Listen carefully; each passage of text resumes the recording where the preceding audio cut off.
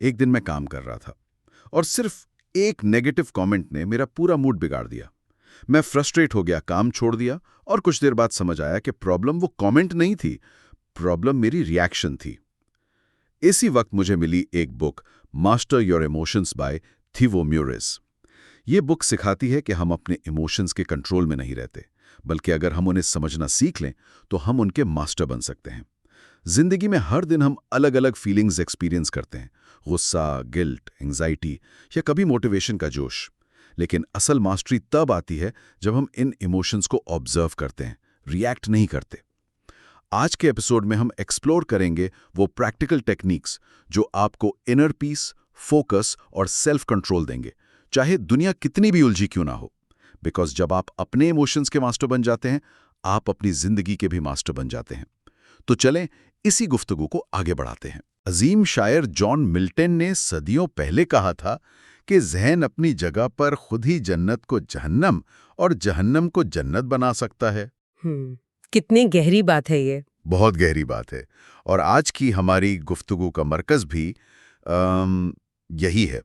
ہم تھیبوت میوریس کی کتاب ماسٹر یور ایموشنز پر بات کر رہے ہیں۔ جی۔ اور کتاب ایک بہت ہی بنیادی سوال سے شروع ہوتی ہے کہ کیا ہمیں کبھی اسکول میں یا گھر پر اپنے جذبات کو سمجھنے کے لیے کوئی ہدایتی کتابچہ ملا؟ کبھی نہیں۔ کبھی نہیں۔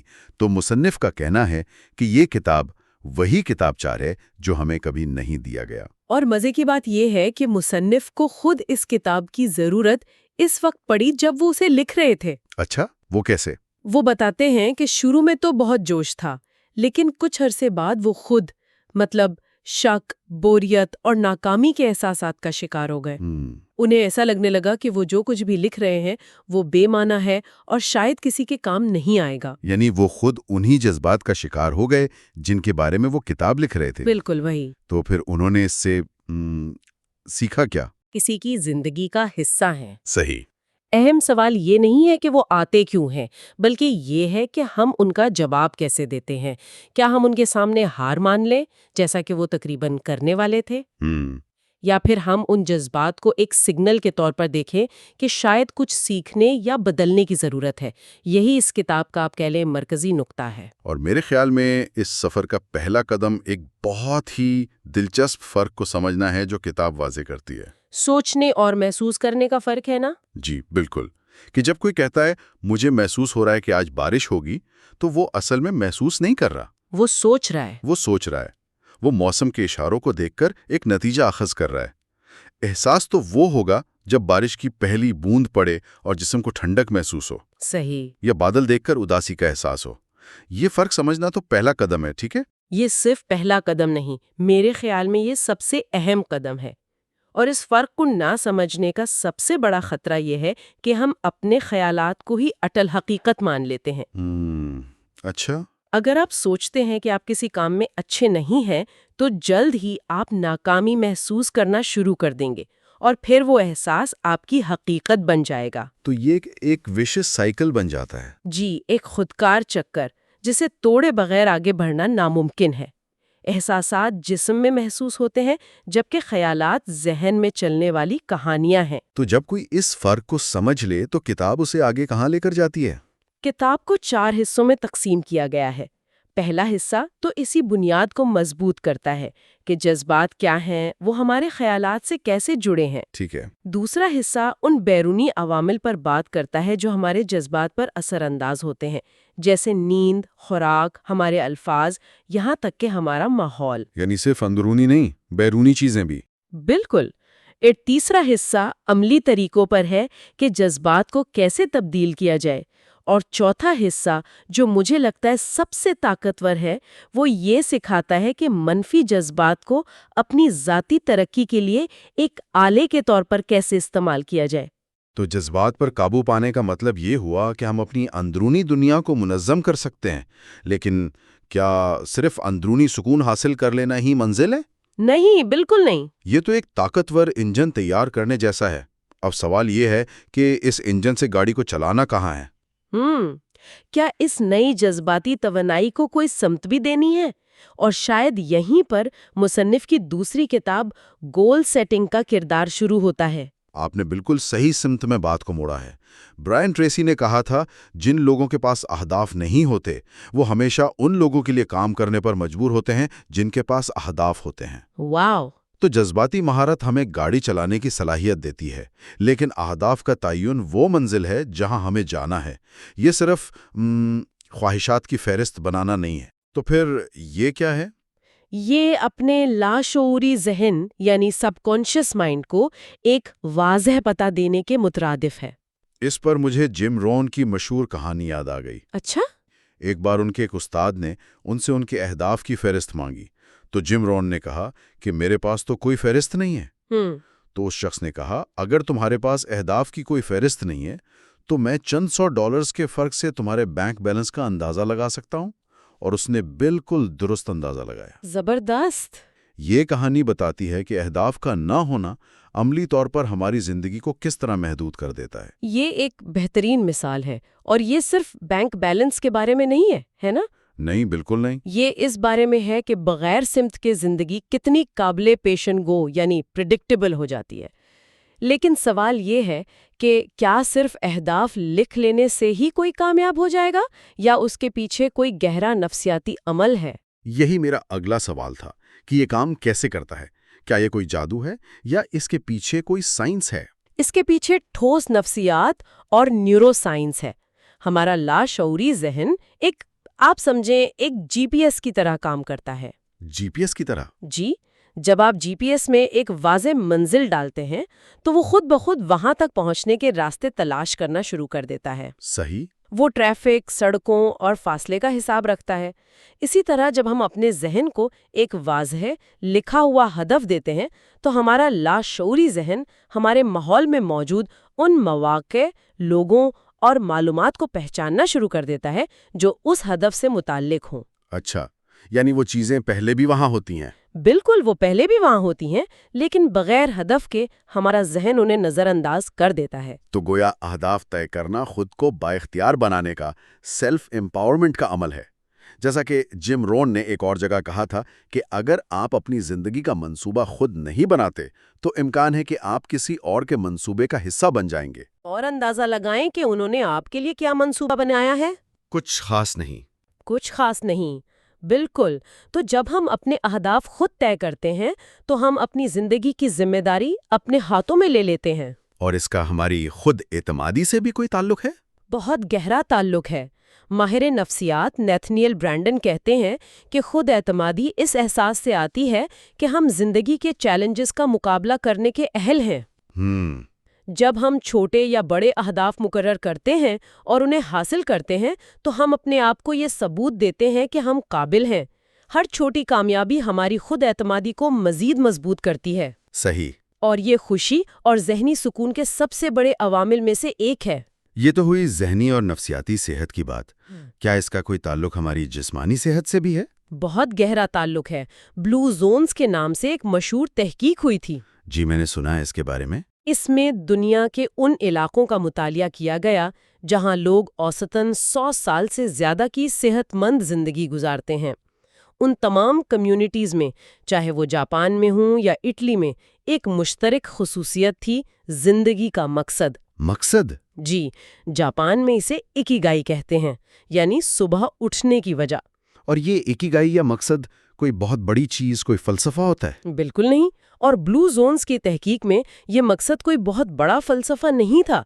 जापान के इकिगाई का मतलब किसी के लिए सुबह उठकर अपने बागीचे का ख्याल रखना था। अच्छा। तो किसी के लिए अपने पोते पोतियों को कहानियां सुनाना। ये वो छोटी छोटी चीजें थीं जो उन्हें हर दिन एक वजह देती थीं। इसके बरक्स हम अक्सर देखते हैं कि रिटायरमेंट के चंद साल बाद बहुत से लोगों की सेहत तेजी से गिरने लगती है। जी, ये बहुत आम है। इसकी एक बड़ी वजह यह है कि उनका पेशावराना मकसद खत्म हो जाता है और वो उसकी जगह कोई नया मकसद नहीं ढूंढते। उनका जहन और जिस्म दोनों ये सिग्नल देते हैं कि अब उनकी जरूरत नहीं रही। ये तो बहुत ताकतवर नफ्सियाती असर है। बहुत ज्यादा। तो गोया एक के बगैर दूसरा अधूरा है। जज्बात पर काबू पाना अंदरूनी ताकत देता है, लेकिन उस ताकत को इस्तेमाल करने के लिए एक बैरूनी सिमत यानी हदफ की जरूरत है। आपने इसे बिल्कुल ठीक जोड़ा है। اپنے جذبات میں مہارت حاصل کرنا وہ اندرونی کام ہے، وہ انر ورک ہے جو ہمیں وہ ذہنی وضاحت اور لچک فراہم کرتا ہے صحیح۔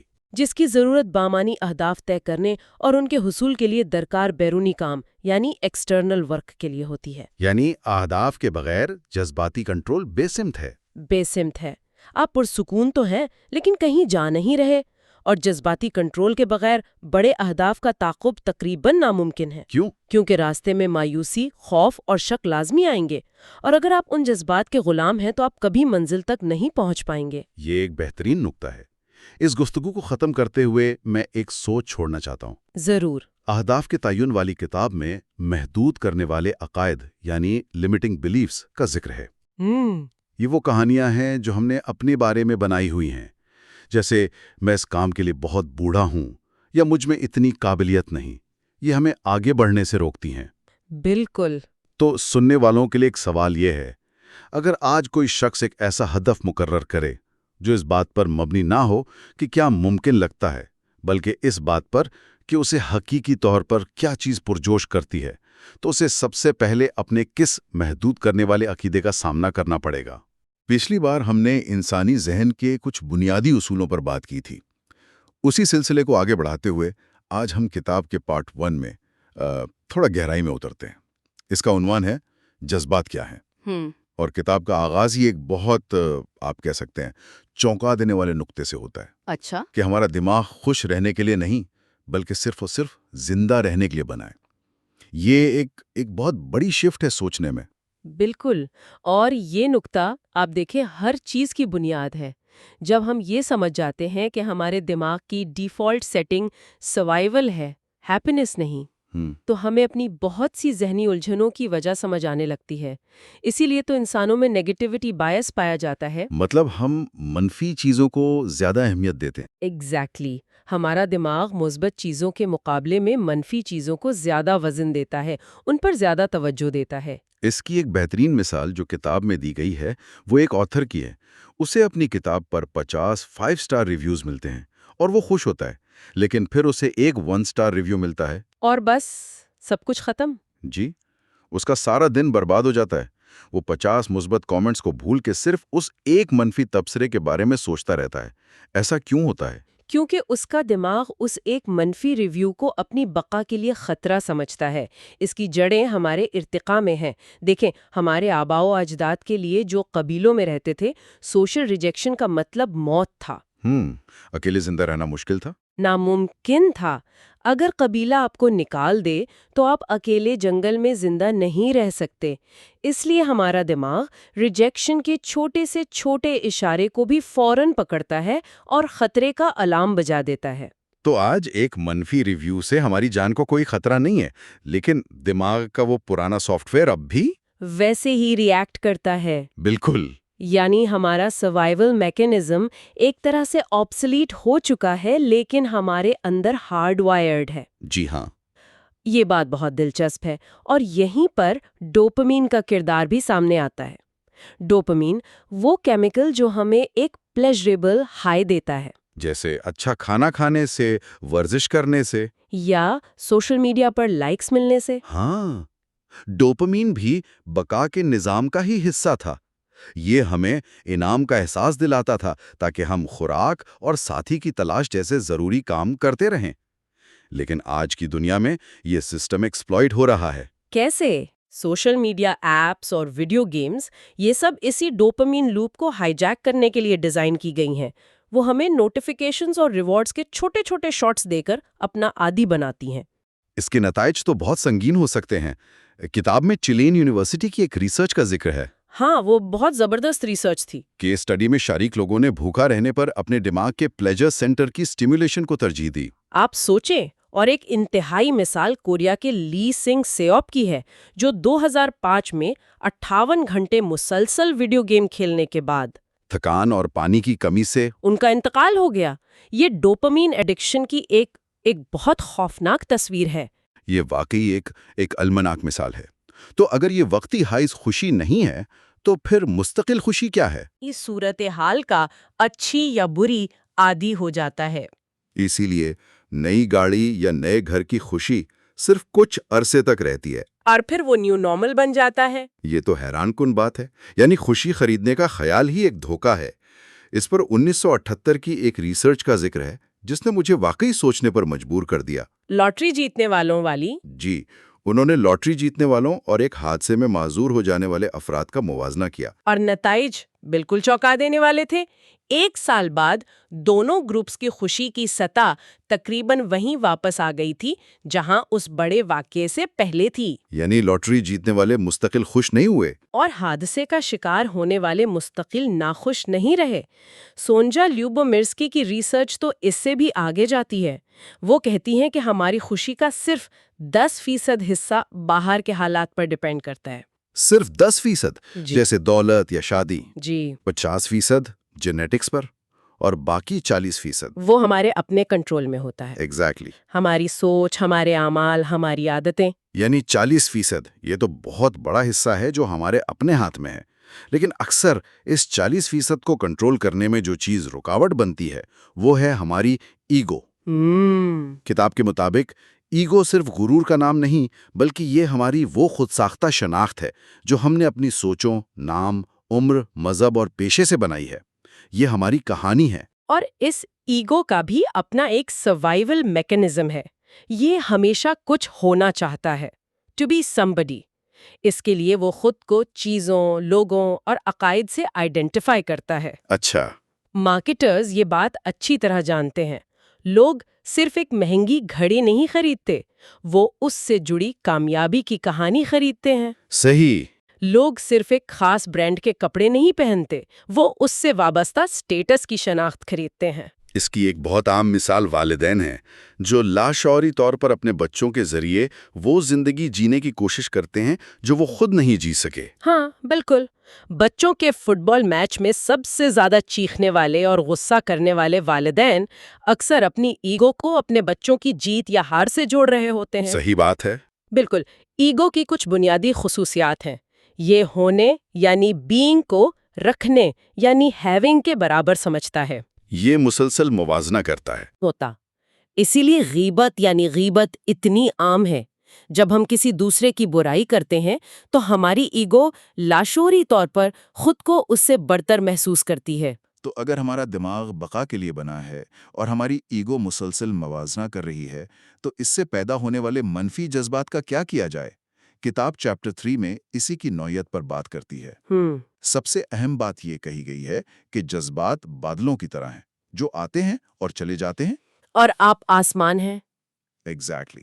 آپ بادل نہیں، آپ آسمان ہیں۔ آپ وہ مستقل شعور ہیں جس میں یہ جذبات آتے جاتے رہتے ہیں۔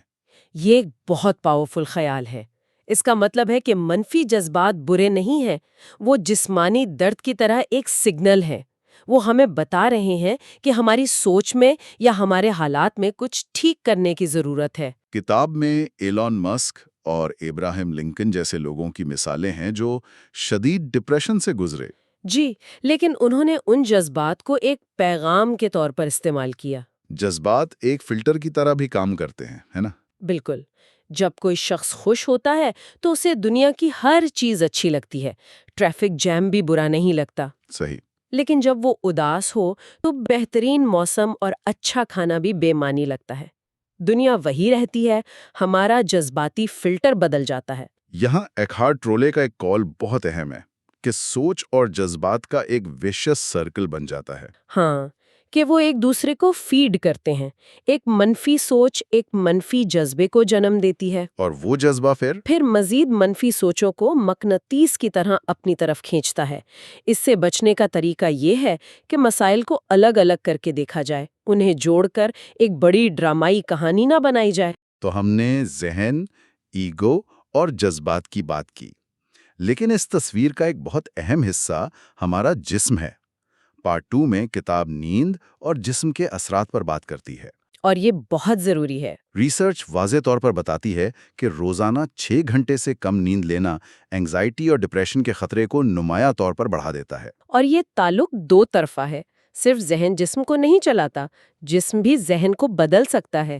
سوشل سائیکالوجسٹ ایمی کڈی کی مشہور ریسرچ ہے پاور پوزز پر۔ اچھا، وہ کیا ہے؟ انہوں نے دریافت کیا کہ صرف 2 منٹ کے لیے خود کو جسمانی طور پر بڑا اور پر اعتماد ظاہر کرنے سے، جیسے ہاتھ کمر پر رکھ کر کھڑا ہونا، جسم میں ٹیسٹوسٹرون یعنی اعتماد کا ہارمون وہ بڑھ جاتا ہے، اور کورٹیزول یعنی تناؤ کا ہارمون کم ہو جاتا ہے۔ اس کی سب سے حیران کن مثال ڈیوڈ کے رینولڈز کی ہے۔ انہوں نے ایک نفسیاتی تجربے کے لیے جان بوجھ کر اپنے کندھے جھکا لیے، سر نیچے کر لیا اور آہستہ آواز میں منفی باتیں دہرانا شروع کر دیں۔ اور نتیجہ؟ کچھ ہی عرصے میں وہ حقیقت میں کلینکل ڈپریشن کا شکار ہو گئے۔ یہ fake it until you make it کا ایک خطرناک لیکن طاقتور ثبوت ہے۔ بالکل، اور پھر اس ڈپریشن سے نکلنے کے لیے انہوں نے اس کا الٹ کیا۔ انہوں نے خود کو جسمانی طور پر سیدھا کھڑا ہونے، تیز چلنے اور مثبت انداز اپنانے پر مجبور کیا۔ تو جیسے جیسے ان کا جسم متحرک ہوا، ان کا ڈپریشن ختم ہوتا گیا۔ یہی وجہ ہے کہ ورزش ڈپریشن کے علاج میں کئی اینٹی ڈپریسنٹس کی طرح مؤثر ثابت ہو سکتی ہے۔ یہ سب سمجھنے کے بعد اب ہم کتاب کے سب سے عملی حصے پارٹ 3 کی طرف آتے ہیں، اپنے جذبات کو کیسے بدلیں۔ چیپٹر 11 میں جذبات بننے کا ایک سادہ لیکن بہت گہرا فارمولا بتایا گیا ہے۔ وہ فارمولا کیا ہے؟ Interpretation plus identification plus repetition equals strong emotion, مضبوط جذبہ۔ آئیے سے ایک ایک کر کے سمجھتے ہیں۔ پہلا ہے انٹرپریٹیشن۔ دیکھیں، کوئی بھی واقعہ اپنے آپ میں اچھا یا برا نہیں ہوتا، وہ نیوٹرل ہوتا ہے۔ ہم اسے معنی دیتے ہیں۔ بالکل، ہم اسے کیا معنی دیتے ہیں اس سے جذبہ پیدا ہوتا ہے۔ بارش کا ہونا کسان کے لیے ایک نعمت ہے، لیکن جس شخص نے پکنک پر جانا ہو اس کے لیے ایک زحمت ہے۔ واقعہ ایک ہی ہے، لیکن تشریح مختلف ہے۔ جی۔ لیکن کیا یہ فارمولا غصے جیسے اچانک آنے والے جذبات پر بھی لاگو ہوتا ہے؟ وہ تو اتنا فوری ہوتا ہے کہ اس میں سوچ کا وقت ہی نہیں ملتا۔ بہت اچھا سوال ہے۔ دراصل وہ تشریح بھی ہوتی ہے، لیکن وہ اتنی تیز اور خودکار ہوتی ہے کہ ہمیں اس کا احساس نہیں ہوتا۔ وہ ہمارے لاشعور میں بیٹھے عقائد اور پچھلے تجربات کی بنیاد پر ہوتی ہے۔ اچھا، اور دوسرا حصہ ہے آئیڈینٹیفیکیشن۔ جی، ہم غلطی سے کہتے ہیں میں اداس ہوں۔ کتاب کہتی ہے کہ صحیح جملہ ہے میں اداسی محسوس کر رہا ہوں۔ اس میں کیا فرق ہے؟ بہت بڑا فرق ہے۔ جب ہم کہتے ہیں میں اداس ہوں تو ہم اپنی پوری ذات کو اس ایک جذبے سے آئیڈینٹیفائی کر لیتے ہیں، لیکن جب ہم کہتے ہیں میں محسوس کر رہا ہوں تو ہم اس جذبے اور اپنی ذات میں ایک فاصلہ پیدا کر دیتے ہیں۔ اور تیسرا حصہ ریپیٹیشن، تکرار۔ جی، جب ہم ایک ہی سوچ یا تشریح کو بار بار دہراتے ہیں تو اس سے جڑا جذبہ ایک پختہ عادت بن جاتا ہے، دماغ میں اس کا ایک نیورل پاتھ وے بن جاتا ہے۔ تو اگر جذبات اس فارمولے سے بنتے ہیں تو انہیں ختم کرنے یا لیٹ گو کرنے کا طریقہ کیا ہے؟ یہ چیپٹر 13 کا موضوع ہے۔ اکثر ہم اپنے منفی جذبات کو دبانے یعنی سپریس کرنے کی کوشش کرتے ہیں، جس سے وہ ہمارے لاشعور میں جا کر ایموشنل بیگیج بن جاتے ہیں اور بعد میں کسی اور شکل میں باہر نکلتے ہیں۔ تو پھر صحیح طریقہ کیا ہے؟ کتاب میں ہالے ڈوسکن کی دی سیڈونا میتھڈ نام کی ایک ٹیکنیک بتائی گئی ہے، ہاں، جو بہت سادہ مگر مؤثر ہے۔ کیا ہے اس کے سٹیپس؟ دیکھیں، اس کے 5 آسان سٹیپس ہیں۔ پہلا، اس احساس پر اپنی پوری توجہ مرکوز کریں جسے آپ ختم کرنا چاہتے ہیں، اسے اپنے جسم میں محسوس کریں۔ ٹھیک۔ خود سے نرمی سے پوچھیں، کیا میں اس احساس کو جانے دے سکتا ہوں؟ یعنی could I let this feeling go؟ ہاں یا نہ میں کوئی بھی جواب ٹھیک ہے۔ اوکے۔ پھر پوچھیں، کیا میں اسے جانے دوں گا؟ یعنی would I let it go؟ یہ ارادے کا سوال ہے۔ چوتھا، پھر پوچھیں کب؟ when؟ اور اس کا جواب ہوگا ابھی۔ بالکل، now۔ اور 5واں قدم، اس عمل کو دہراتے رہیں جب تک آپ کو وہ احساس ہلکا یا ختم ہوتا ہوا محسوس نہ ہو۔ یہ ٹیکنیک دیکھنے میں بہت سادہ لگتی ہے، لیکن شاید اس کی طاقت اسی سادگی میں ہے۔ یہ ہمیں اس سچائی کا عملی تجربہ کرواتی ہے کہ ہم اپنے جذبات نہیں ہیں اور ہمارے پاس انہیں جانے دینے کا اختیار موجود ہے۔ بالکل، ہم نے یہ سمجھ لیا کہ جذبات ہماری تشریح سے بنتے ہیں اور ہمارے پاس انہیں لیٹ گو کرنے کا اختیار بھی ہے، لیکن یہاں ایک گہرا سوال پیدا ہوتا ہے۔ اگر ہماری منفی سوچنے کی عادت سالوں کے ریپیٹیشن سے اتنی پختہ ہو چکی ہے کہ وہ ہماری شخصیت کا حصہ لگتی ہے، تو کیا صرف ایک بار لیٹ گو کرنے کا یہ عمل کافی ہے، یا پھر ہمیں اپنی اس بنیادی عادت کو ہی جڑ سے بدلنا پڑتا ہے، بالکل اسی طرح جیسے کوئی مسل ٹرین کیا جاتا ہے؟ شاید عادت کو پہچاننا اور اسے بدلنے پر شعوری طور پر کام کرنا جذبات کو لمحہ بہ لمحہ لیٹ گو کرنے سے بھی پہلا اور زیادہ بنیادی قدم ہے۔ تو پچھلے حصے میں ہم نے یہ سمجھا کہ جذبات یعنی ایموشنز بنتے کیسے ہیں اور کیسے ہم اپنے ذہن کو ری پروگرام کر کے زیادہ مثبت احساسات کا تجربہ کر سکتے ہیں۔ جی، اب ہم کتاب کے چوتھے اور آخری حصے کی طرف بڑھ رہے ہیں، جس کا عنوان ہے how to use your emotions to grow. اور یہاں مرکزی خیال بہت پاورفل ہے، وہ یہ کہ زندگی کا ہر لمحہ، ہر صورتحال، چاہے وہ کتنی ہی مشکل کیوں نہ ہو، وہ ایکچولی ذاتی ترقی اور کردار سازی کا ایک موقع ہے۔ بالکل، اور آتھر اس کی شروعات دو بہت ہی متاثر کن مثالوں سے کرتے ہیں۔ ایک ہیں ایلس سومر، جی، جو ورلڈ وار 2 کے کنسنٹریشن کیمپ میں قید تھیں، اور وہاں بھی انہوں نے خوشی تلاش کی۔ وہ کہتی تھیں میں ہمیشہ ہنستی رہتی تھی۔ اور دوسری مثال نک ووجیچک کی ہے۔ ہاں، جو بغیر بازوؤں اور ٹانگوں کے پیدا ہوئے لیکن آج ایک کامیاب موٹیویشنل سپیکر ہیں۔ یہ مثالیں ہمیں صرف حوصلہ دینے کے لیے نہیں ہیں، یہ اس حصے کی بنیاد ہیں کہ منفی جذبات مستقل نہیں ہوتے۔ صحیح۔ اور اکثر ہماری زندگی کی سب سے بڑی گروتھ سب سے مشکل وقت سے ہی نکلتی ہے۔ تو اس حصے کا فوکس ہی اس بات پر ہے کہ ہم اپنے جذبات کو اپنی ترقی کے لیے ایک ٹول کے طور پر کیسے استعمال کریں، بجائے اس کے کہ ہم ان کے غلام بن جائیں۔ تو آئیے اس سفر کا آغاز کرتے ہیں چیپٹر 18 سے۔ عنوان ہے how emotions can guide you in the right direction. جی، کتاب کہتی ہے کہ جذبات ایکچولی پیغامات ہیں، سگنلز ہیں۔ جی بالکل، ایک کمپس کی طرح۔ جب آپ سٹریس محسوس کرتے ہیں تو یہ آپ کے جسم اور دماغ کا ایک سگنل ہے کہ زندگی میں کچھ بدلنے کی ضرورت ہے۔ اور اگر آپ ان سگنلز کو نظر انداز کرتے رہیں تو یہ آواز بلند ہوتی جاتی ہے، اور کبھی کبھی تو یہ جسمانی درد کی شکل بھی اختیار کر لیتی ہے۔ اور ان سگنلز کو سمجھنے کے لیے سب سے اہم چیز ہے سیلف اویئرنس، یعنی اپنے خیالات اور جذبات کو غیر جانبداری سے دیکھنے کی صلاحیت۔ ہاں، بغیر ان پر کوئی کہانی بنائے۔ لیکن یہ کہنا آسان ہے، کرنا مشکل ہے نا؟ بالکل۔ تو کیا کتاب اس میں ہماری مدد کے لیے کوئی پریکٹیکل ماڈل بتاتی ہے؟ ہاں، اور یہ بہت کارآمد ماڈلز ہیں۔ پہلا ہے ابو اور بلو دا لائن ماڈل۔ اچھا۔ جب آپ ابو دا لائن ہوتے ہیں تو آپ کا ذہن کھلا ہوتا ہے، آپ تجسس محسوس کرتے ہیں اور سیکھنے کے لیے تیار ہوتے ہیں۔ اور بلو دا لائن؟ جب آپ بلو دا لائن چلے جاتے ہیں تو آپ ڈیفینسو اور بند ہو جاتے ہیں۔ اصل کمال یہ جاننا نہیں ہے کہ آپ کہاں ہیں، بلکہ یہ اویئرنس پیدا کرنا ہے کہ آپ بلو دا لائن کب اور کیوں گرتے ہیں۔ یہ تو بہت دلچسپ ہے۔ اور دوسرا ماڈل؟ دوسرا ماڈل ہے فیئر ورسز لو کا، جو ہمارے اعمال کے پیچھے کی نیت کو دیکھتا ہے۔ یعنی ہم جو کچھ بھی کرتے ہیں یا تو وہ خوف پر مبنی ہوتا ہے۔ جی، کچھ حاصل کرنے کا خوف، جیسے پیسہ، طاقت یا دوسروں کی منظوری، یا پھر وہ محبت پر مبنی ہوتا ہے۔ کچھ دینے کی خواہش، جیسے وقت، محبت یا اپنا حصہ ڈالنا۔ بالکل۔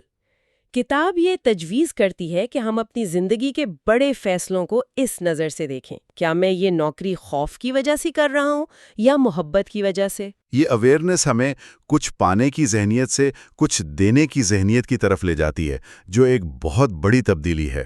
یقیناً۔ تو ایک بار جب ہم ان ماڈلز کے ذریعے اپنے جذبات کو پہچاننا شروع کر دیتے ہیں تو اگلا قدم کیا ہے؟ کیا صرف جاننا کافی ہے؟ نہیں، کتاب کے مطابق اگلا قدم اسے لکھنا ہے، جو ہمیں چیپٹر 19 کی طرف لے جاتا ہے، ریکارڈنگ یور ایموشنز۔ ایک بہت ہی عملی قدم۔ جی، آتھر کہتے ہیں کہ ایک ہفتے تک روزانہ اپنے جذبات کو ایک نوٹ بک میں ریکارڈ کریں۔ آپ کیسا محسوس کر رہے ہیں اور اسے 1 سے 10 کے پیمانے پر درجہ دیں۔ اور ہفتے کے آخر میں آپ خود سے کچھ سوال پوچھیں۔ کون سے منفی جذبات بار بار آئے؟ ان کے پیچھے اصل حقائق کیا تھے اور میری اپنی تشریح یا انٹرپریٹیشن کیا تھی؟ یہ حقائق اور تشریح کا فرق بہت اہم ہے۔ کتاب میں ایک مثال ہے کہ دفتر میں آپ کو ایک کام دیا گیا اور آپ نے نااہل محسوس کیا۔ جی، یہاں اصل حقیقت صرف اتنی ہے کہ مجھے کام دیا گیا اور میں نے اسے کیا، لیکن تشریح یہ تھی کہ میں نااہل ہوں، سب مجھے جج کر رہے ہیں۔ بالکل۔ جب آپ اس فرق کو لکھ کر دیکھتے ہیں تو آپ کو اپنے وہ خودکار منفی خیالات نظر آنے لگتے ہیں جو آپ کو نقصان پہنچا رہے ہیں۔ یہ عمل اپنے ذہن کا ایکس رے کرنے جیسا ہے۔ آپ کو وہ بگز نظر آ جاتے ہیں جنہیں ٹھیک کرنے کی ضرورت ہے۔ صحیح۔ یہ سیلف اویئرنیس ہمیں ایک بہت ہی عام اور تکلیف دہ احساس کی طرف لے جاتی ہے جس پر کتاب کا چیپٹر 20 بات کرتا ہے، اور اس کا عنوان ہے ناٹ بینگ گڈ انف۔ یعنی میں کافی اچھا نہیں ہوں کا احساس۔ حیرت کی بات یہ ہے کہ جوڈی فاسٹر اور میرل اسٹریپ جیسی کامیاب شخصیات بھی امپوسٹر سنڈروم محسوس کرتی رہی ہیں۔ جی، اور یہ احساس اکثر کم خود اعتمادی یعنی لو سیلف اسٹیم سے جڑا ہوتا ہے۔ ایسے لوگ تعریف قبول نہیں کر پاتے۔ اچھا؟ نہیں، یہ تو کوئی بھی کر سکتا تھا۔ وہ اپنی کامیابی کو کم کر کے دکھاتے ہیں۔ تو اس احساس کو ترقی کے لیے کیسے استعمال کیا جائے؟ کتاب کا پہلا قدم ہے کہ ان ٹریگرز کو پہچانیں۔ بالکل۔ وہ کون سی جگہ، لوگ یا حالات ہیں جہاں آپ خود کو کمتر محسوس کرتے ہیں۔ اور دوسرا قدم؟ اور شاید سب سے طاقتور قدم اپنی کامیابیوں کا ریکارڈ رکھنا ہے۔ کتاب اس کے لیے 3 مشقیں بتاتی ہیں۔ پہلی ہے بن لاگ بنانا، جس میں آپ اپنی زندگی کی چھوٹی بڑی تمام کامیابیاں لکھتے ہیں۔ جی۔ دوسری ہے سیلف اسٹیم جار بھرنا، جہاں ہر کامیابی کو ایک کاغذ پر لکھ کر ایک شیشے کے جار میں ڈالیں تاکہ آپ اپنی کامیابیوں کو اپنی آنکھوں سے بڑھتا ہوا دیکھ سکیں۔ واہ، یہ سیلف اسٹیم جار کا خیال تو بہت زبردست ہے۔ اور تیسری مشق؟ تیسری ہے پازیٹیو جرنل بنانے کی، جس میں آپ کو ملنے والی ہر تعریف لکھیں۔ لیکن کیا ہر کمپلیمنٹ کو صرف تھینک یو کہہ کر قبول کر لینا تھوڑا عجیب نہیں لگے گا؟ کچھ لوگ اسے تکبر سمجھ سکتے ہیں۔ یہ ایک بہت اچھا سوال ہے۔ شروع میں یہ عجیب لگ سکتا ہے کیونکہ ہم اس کے عادی نہیں ہیں، لیکن کتاب کا نقطہ یہ ہے کہ جب آپ تعریف کو بٹ یا لیکن لگائے بغیر قبول کرتے ہیں تو آپ اپنے ذہن کو یہ سکھا رہے ہوتے ہیں کہ آپ اس کے مستحق ہیں۔ اچھا، تو یہ دوسروں کے لیے نہیں، آپ کی اپنی ذات کے لیے۔ جی بالکل۔ تو اب تک جو سب سے بڑی بات سامنے آئی ہے وہ یہ کہ ہمارے منفی جذبات، خاص طور پر میں کافی نہیں ہوں کا احساس، دشمن نہیں بلکہ گائیڈ ہیں۔ جی، یہ ہمیں بتا رہا ہے کہ ہماری اندرونی کہانی کیا چل رہی ہے۔ اور فیئر ورسز لو ماڈل نے یہ واضح کیا کہ ہمارے مقاصد کی بنیاد کیا ہے، کیا ہم کچھ پانے کے لیے جی رہے ہیں یا کچھ دینے کے لیے۔ یہ ایک بہت بڑا پرسپیکٹیو شفٹ ہے۔ بالکل، اور یہ احساسات اکثر اکیلے نہیں آتے۔ ناٹ بینگ گڈ انف کا احساس اکثر دوسرے جذبات کو جنم دیتا ہے، جیسے چیپٹر 21 میں بینگ ڈیفینسو کی بات کی گئی ہے۔ ہم دفاعی تب ہوتے ہیں جب ہمیں لگتا ہے کہ ہماری انا یا ہماری کہانی پر حملہ ہو رہا ہے۔ جی، اور کتاب کہتی ہے کہ جب بھی آپ ڈیفینسو محسوس کریں تو رک کر خود سے پوچھیں، میں یہاں کیا بچانے کی کوشش کر رہا ہوں؟ یہ سوال آپ کو سیدھا مسئلے کی جڑ تک لے جاتا ہے۔ اسی طرح چیپٹر 22 اسٹریس اینڈ وری پر بات کرتا ہے۔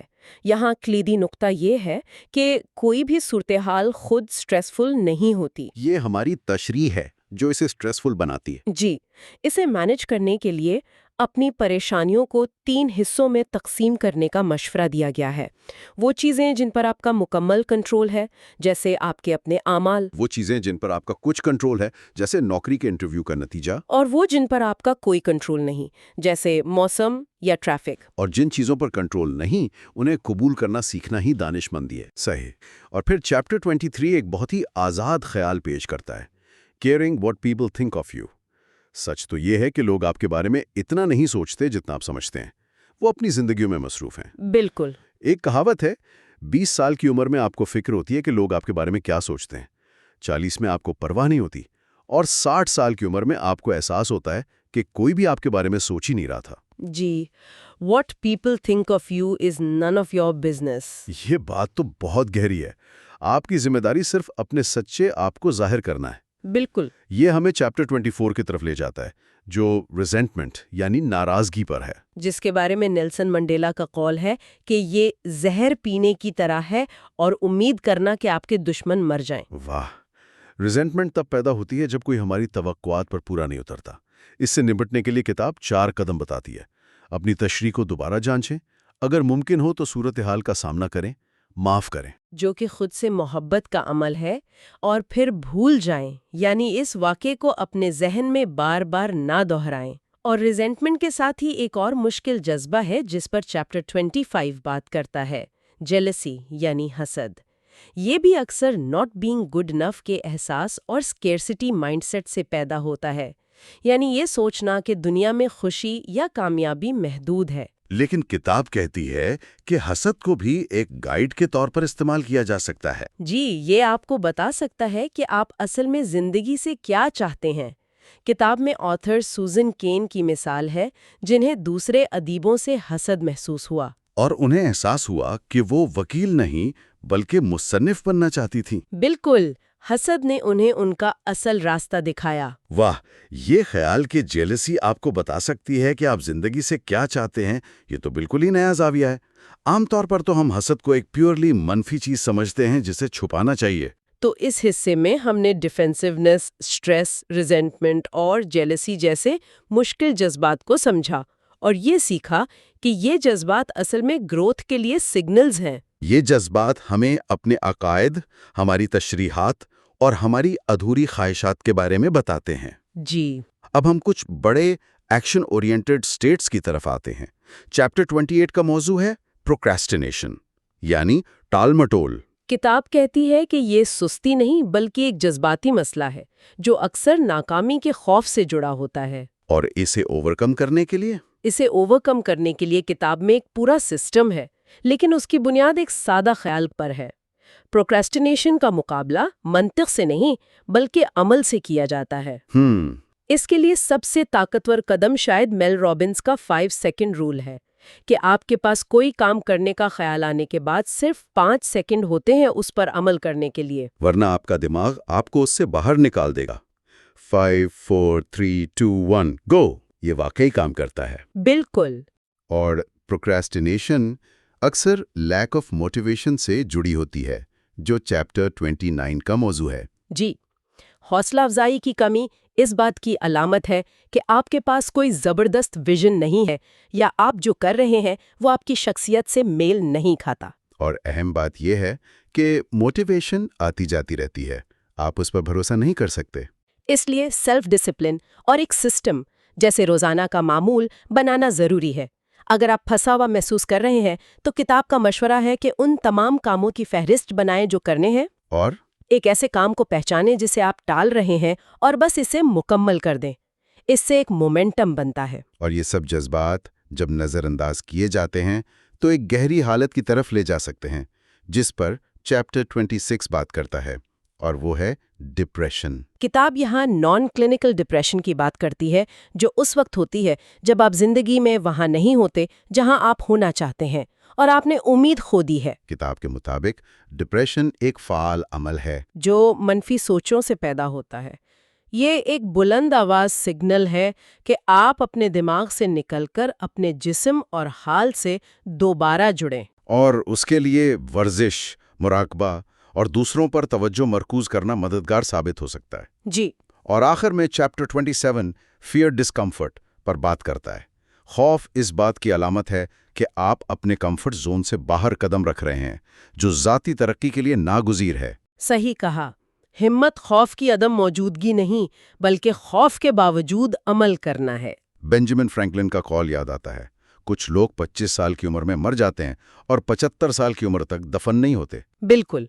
یہ تمام ابواب ہمیں کتاب کے اختتام کی طرف لے جاتے ہیں، جہاں آتھر ہمیں یاد دلاتے ہیں کہ ہمارے جذبات کا معیار ہماری زندگی کے معیار کا تعین کرتا ہے۔ آپ منفی جذبات کا تجربہ کرتے رہیں گے، یہ زندگی کا حصہ ہے، لیکن ہر بار خود کو یاد دلائیں کہ آپ اپنے جذبات نہیں ہیں۔ آپ وہ ہیں جو ان جذبات کا مشاہدہ کرتا ہے۔ صحیح۔ جذبات آپ کی رہنمائی کے لیے ہیں، ان سے سیکھیں اور پھر انہیں جانے دیں۔